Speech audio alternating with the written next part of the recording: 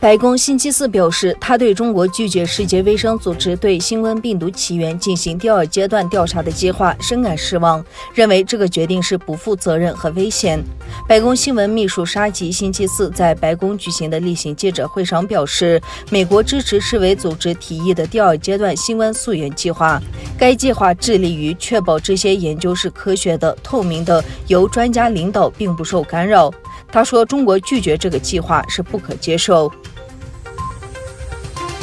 中国国家主席习近平突然访问了西藏这个政治敏感地区，这是30多年来中国领导人的首次访问。据 BBC 报道，习近平周三前往林芝，4日乘火车前往西藏首府拉萨，沿线正在修建的连接山区与四川省的高铁路段。由于行程的安全风险，为期2天的访问仅在周五才公布。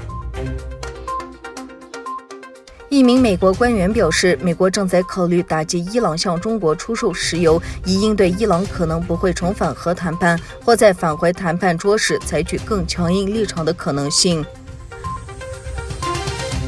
法国政府的冠状病毒疾病首席防疫医疗顾问戴佛西警告，今年冬季数月间可能出现新的变异病毒株。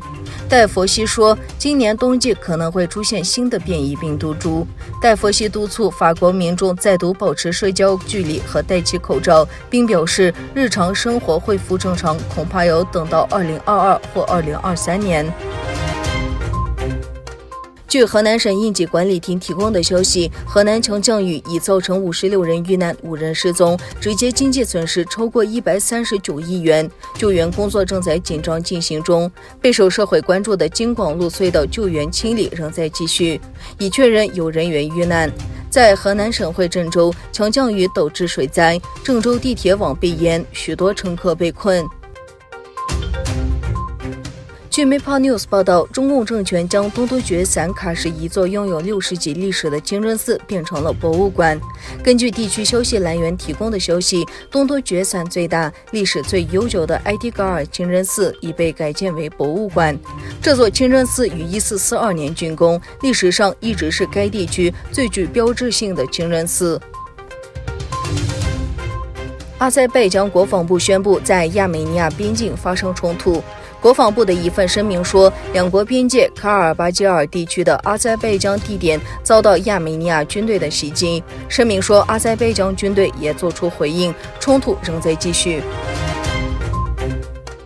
据悉，联合国安理会已通过一项决议，谴责土耳其总统埃尔多安在访问北塞浦路斯期间提出的两国解决方案以及开放马拉什地区的决定。